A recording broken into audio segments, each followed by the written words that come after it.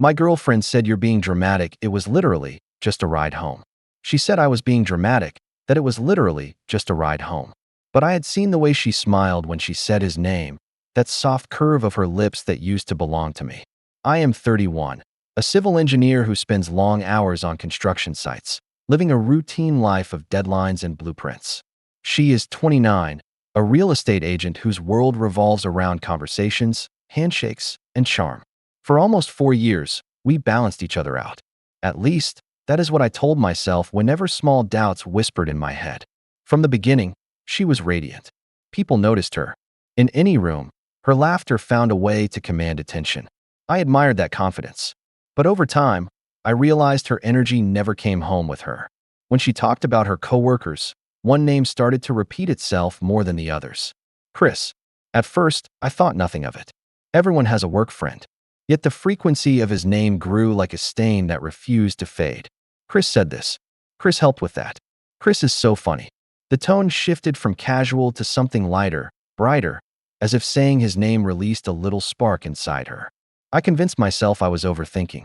After all, she had never given me a reason not to trust her. Then came the inside jokes, the late-night texts that ended with her smiling at her phone before locking the screen. When I asked about it, she tilted her head and called me paranoid. You're being dramatic, she said, and that word became her shield. Dramatic. I started noticing more changes. She began dressing differently for work, taking longer to get ready, spraying perfume she never wore for me. She claimed it made her feel confident at client meetings.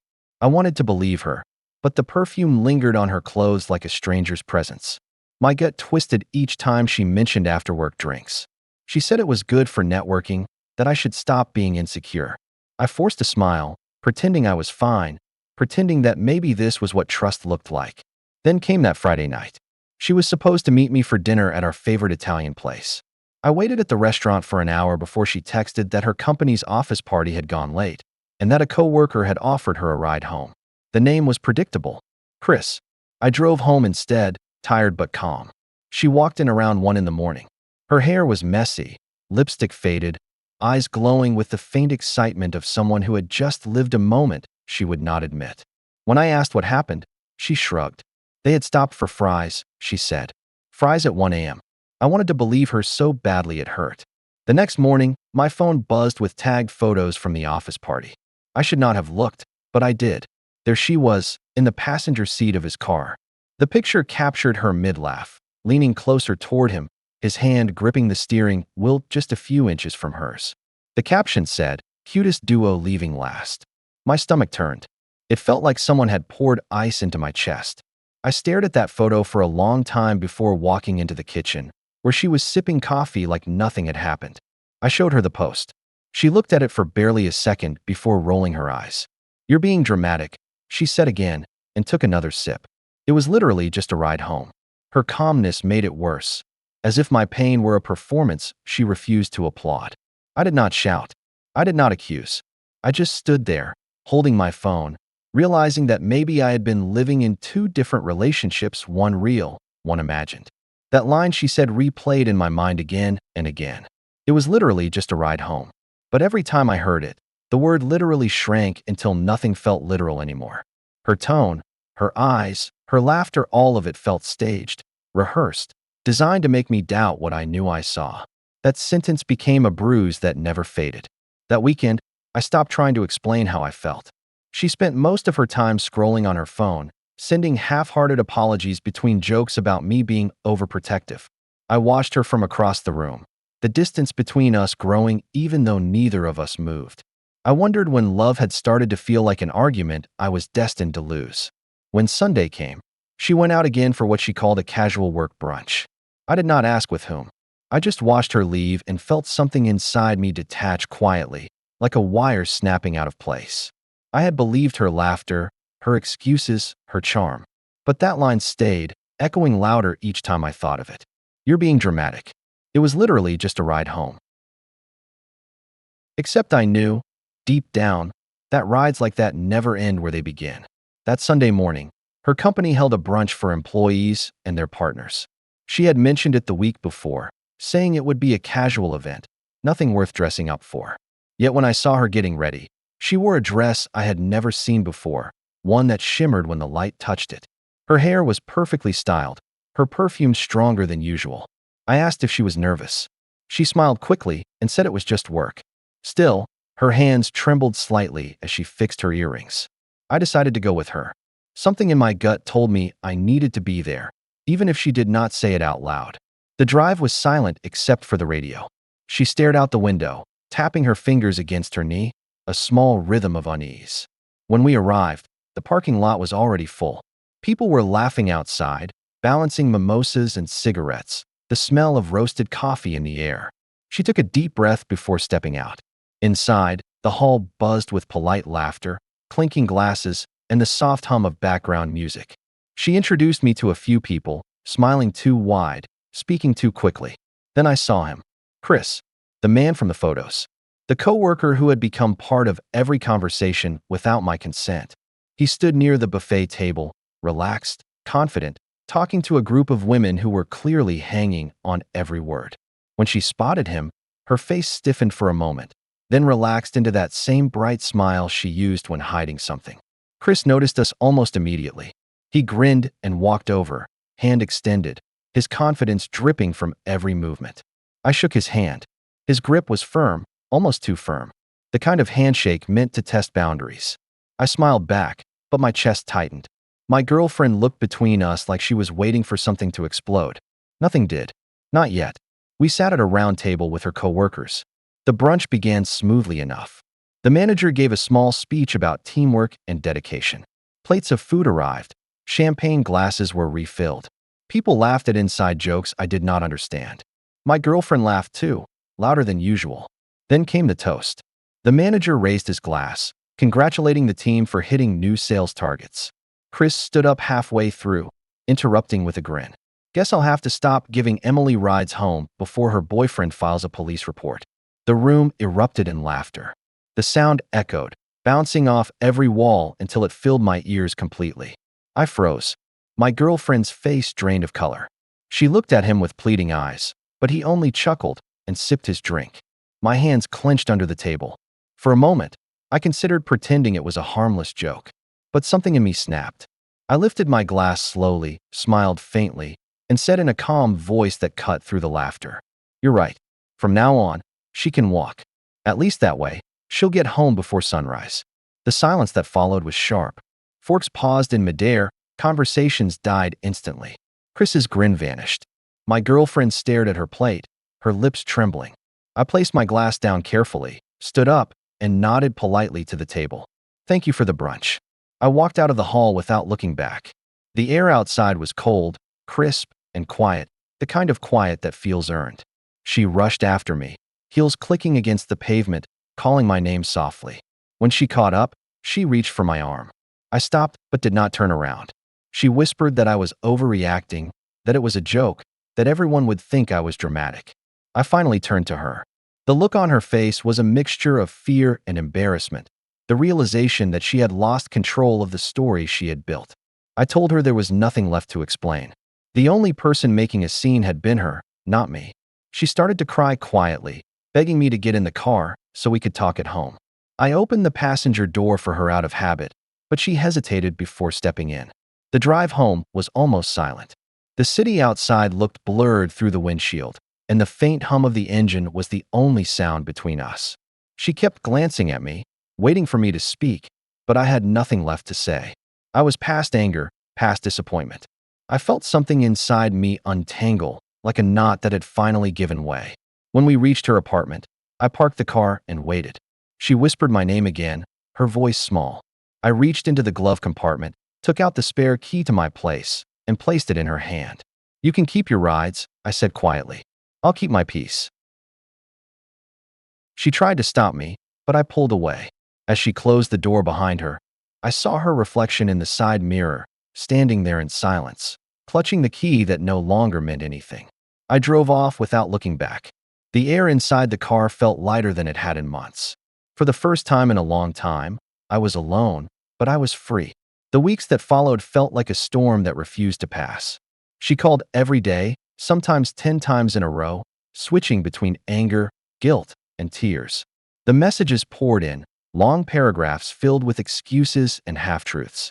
She said it had all been a misunderstanding, that boundaries got blurry, that she was lonely and needed emotional comfort. She wrote that she never crossed any real line. I read each word once and deleted them without answering. Silence became my only form of reply, and somehow, that silence hurt her more than anything I could have said. Then came the digital circus. Subtle posts started appearing on her social media. Vague quotes about forgiveness, strength, and the importance of self-love. She posted a selfie one afternoon with a caption about men who cannot handle strong women. It was meant to look confident, but the comments told another story. People began speculating, guessing, whispering. Mutual friends started messaging me privately to hear my side. I told them nothing. The less I said, the louder her guilt sounded. It was strange how quickly sympathy turned into curiosity and then into quiet judgment.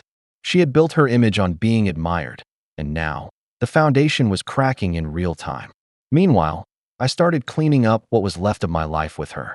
Our shared condo felt like a museum of moments that no longer meant anything. Her shoes by the door, her perfume bottle on the dresser, her notes on the fridge that said things like pick up wine or dinner at 8. I packed everything, one piece at a time, and stacked it by the entrance. There was something liberating about seeing the space empty again. I canceled our joint account, closed every subscription, and called the movers. By the end of the week, it was like she had never lived there at all. I sold the furniture she had picked, the same couch she insisted we needed for hosting her friends. The dining table, she said, was perfect for brunches we never had. The money I made from selling it all went straight into something that actually mattered. My mother's garden. It had been neglected for years, overtaken by weeds and old roots, much like my relationship. I spent 2 weekends there, digging, clearing, and planting new life. The sun burned my back, but I kept going. When the last flower bed was filled, I took a photo of my mother smiling with her hands in the soil.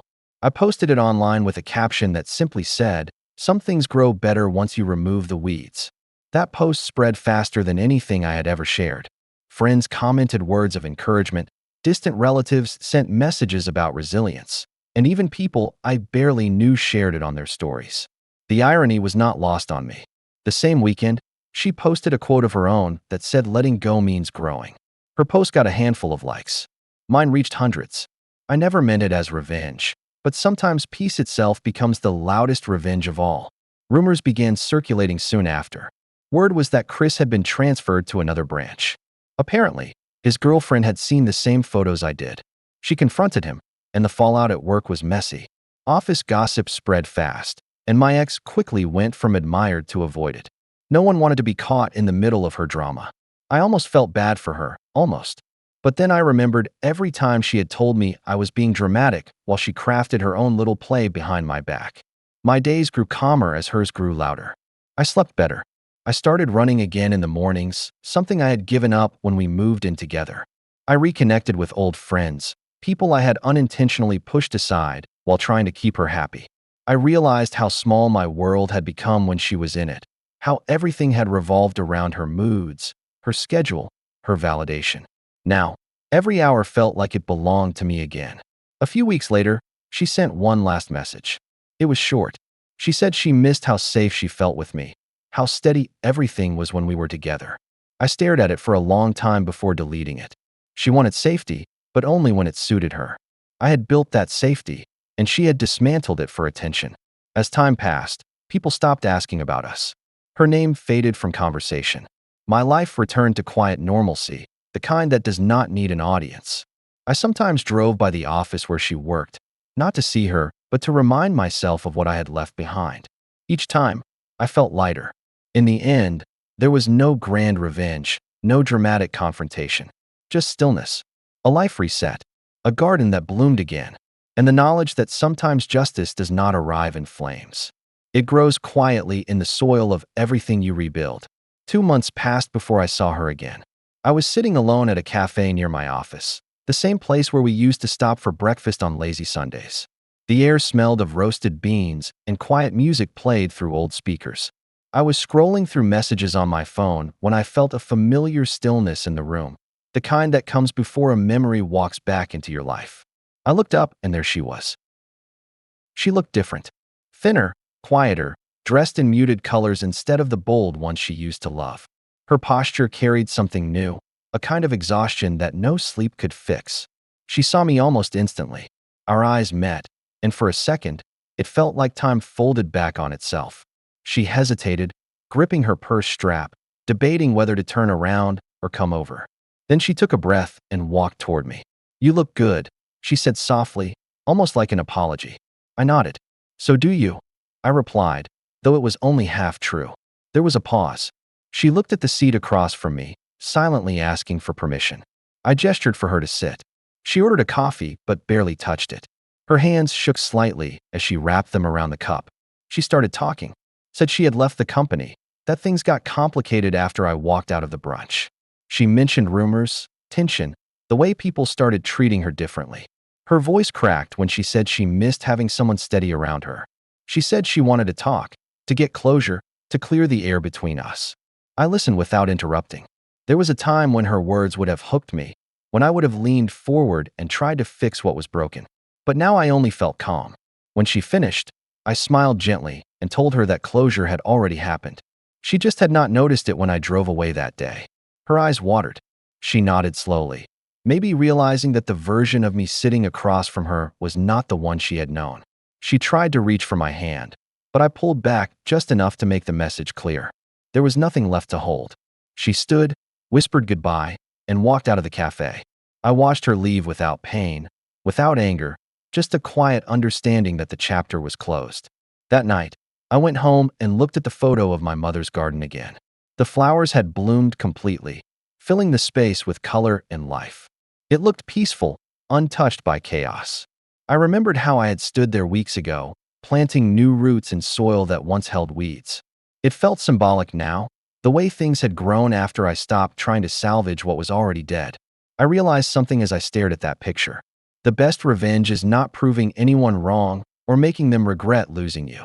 The best revenge is living in such peace that they cannot recognize the person they once tried to break.